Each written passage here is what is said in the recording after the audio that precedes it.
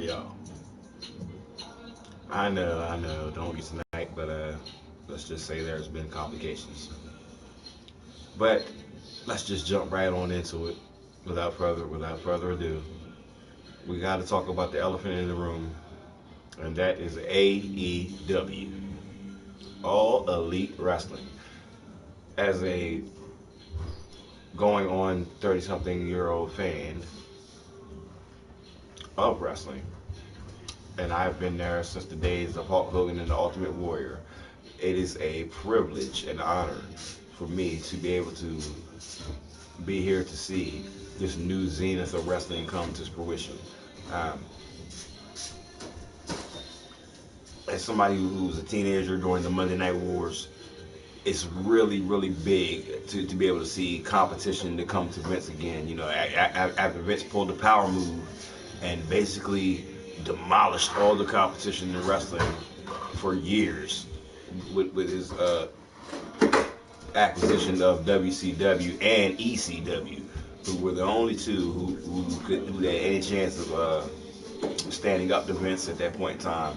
Uh, they got mollywopped, and wrestling pretty much went downhill from there. It's been John Cena's world for far too long. We're tired of it. They tried to force feed us Roman Reigns down our throat, and the fans didn't respond. Nobody likes him, except for like older women and shit. And I'm just gonna leave that right there. I'm gonna sit that right over there and leave it. Anyway, um, the big thing, the prodigal son, if you will, Cody Rhodes. Ever since leaving WWE, Cody Rhodes has been on a tear. He has been absolutely on fire in New Japan, Ring of Honor. I mean, the man has been all over the world, and he's been winning championships. And he even and he gave a boost to a group who was already running the world. Like they, excuse me, if I have to invoke the name, basically like the NWO, the Bullet Club. The Bullet Club they basically are pretending that they are the second coming of the NWO. So they're basically running everything outside of WWE. Um, when AJ Styles and Finn Balor left the Bullet Club to come to WWE, they lost a lot of firepower. Plus they brought with them the Good Brothers, Gallows and Anderson. That was like a pretty big piece of the Bullet Club they brought in, and then they even tried to use the gimmick a little bit, um,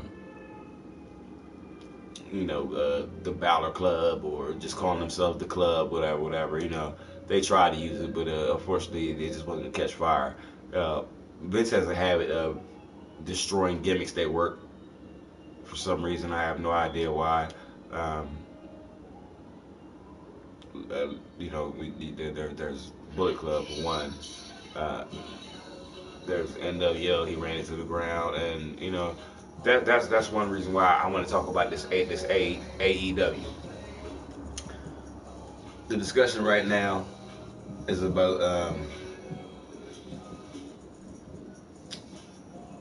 uh, uh, the discussion right now is about who should jump ship, or whose contracts are running up, and that way they could sign with AEW. There's already a big stake about the fact that Chris Jericho signed with AEW, and he apparently he's being removed from the games and moved to the alumni list or something. They scratched him. They scratched his image from the promotional part. The interest of Raw. That was immediately gonna catch attention. I haven't checked the Twitter feed, so I don't know what's been said about that. I don't know if they put out an official release or anything like that. But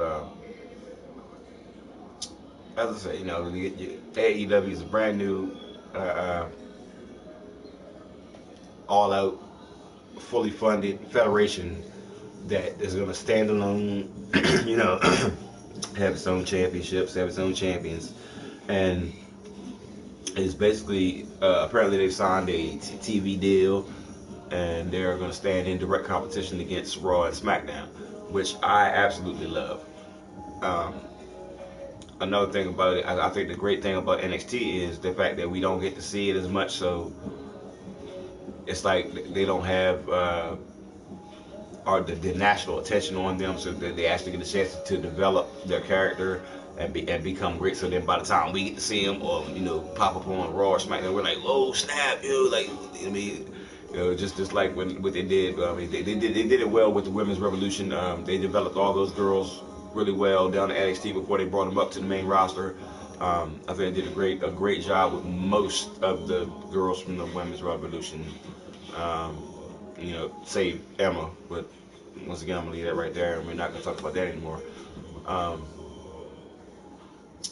let's just look at who AEW already has on the roster. I mean, they're worldwide known. If you don't know them, then you're not a wrestling fan. It's led by the one and only Cody Rhodes, and we just heard yesterday that his wife is going to head up the women's division, Brandy Rhodes. She's not a polished wrestler at this point, but hopefully they get some bigger names in, to help them carry that until they can get a little bigger. There are still a lot of free agent names out there. There are a lot of expiring contracts, and just think about this. What about all the women who have had hard times working at WWE and may still want to work in wrestling? Cody could go to some of the WWE women's legends, maybe sign Melina to a contract, put her at the top of the women's division, throw the belt around her, so she can bring up the young up and coming competition. That'd be a good start, and that would stick in the Vince right there. You're like, okay, you didn't want her, guess what? We put the belt on her. That would be great. They have the Young Bucks, who are widely considered the greatest tag team in the world right now.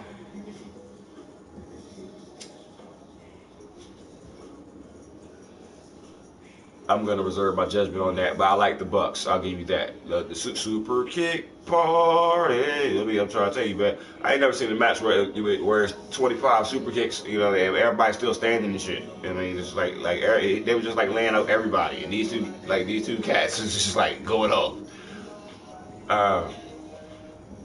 Also from the Bullet Club, they brought with them Adam Hangman Page. He's an up and coming talent. He's gonna be something. You watch for him. I can see him being like a mid tier star, like somebody who could hold the Intercontinental title for like a year and a half, something like that. I can see him being one of them. And as far as the other signs, I know they signed the young female Britt Baker. She's a dope indie wrestler. Keep an eye on that. I mean, or pull her up on YouTube. Check out a couple of matches. She had a couple of funny matches with Joy Ryan, but that's not that doesn't have anything to say about her talent.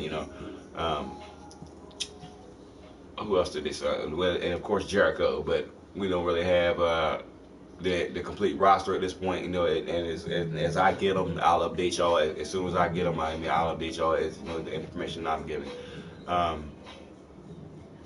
Also, the one thing I didn't like, they didn't bring with them Villain Club. And we all know who Villain Club is. We won't say his name. We don't want everybody to think we're tampering or anything like that. But, come on, man. No, fuck that. I'm saying that. Marty Scurll. How you not going to bring Marty Scurll to AEW? He comes with the club. It's the elite. You are the elite. Hopefully, I've heard rumors, but hopefully in a matter of hours we'll have news about Kenny Omega signing with AEW. So that'll just boost me up. If they sign 8 tenths of the Bullet Club, that you already have a show right there. I'd watch. And I'm trying to tell you, and America will too. And Vince is going to have some problems on his hands because he's not listening. You keep running Raw and SmackDown the same way, and they run it into the dirt. The best thing about NXT is the fact that they don't feel the pressures of being on cable every week. That's the best thing about them, and they get to develop it. Like I can give you 5 wrestlers out of NXT right now that are ready to make the jump, but I don't want them to come to Raw or SmackDown because I think they'll ruin them. First of all, the Undisputed Era is the hottest thing going in NXT. Adam Cole, baby. They're the hottest thing. They're the hottest thing running right now. But watch, instead of bringing them to Raw and getting them into a nice feud, you know, for like tag titles and maybe the Intercontinental title, or getting them into a 3-way match against a stable, you know, they'll do something stupid like have them in gag matches and shit like that. Like you don't know how to book them, let them go. That is my greatest fear that they will ruin the Undisputed Era before they have a chance to get back to AEW. Right after them, the Velveteen Dream. Now, I didn't know if this gimmick was gonna work in this era of wrestling, but the man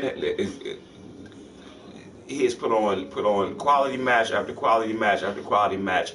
He hasn't got the wins that you need to step up, but the man has put on quality showing after quality showing after quality showing, and his gimmick works. The fans love it. And you know, I'm a fan of any. We're not gonna get super racial here, but I'm a fan of any black man in the world of wrestling stepping his game up and trying to ascend to the top. You know what I mean? We need somebody else. You know what I mean? We can't live off just having the Rock forever. You know what I mean? We need to keep going. I mean, the new days doing their thing, whatever. You know what I mean? But they're a tag team. You know what I mean? They're kind of chance, but they're kind of sort of a gimmick at the same time.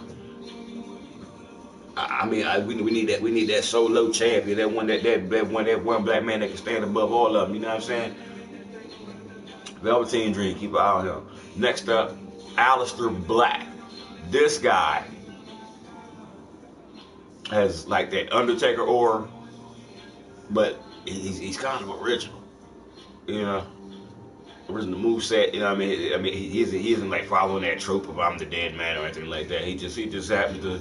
His little interest, he rises up, he comes out. I'm straight up fucking badass. Just kind of dark, you know what I mean? But he's kind of that.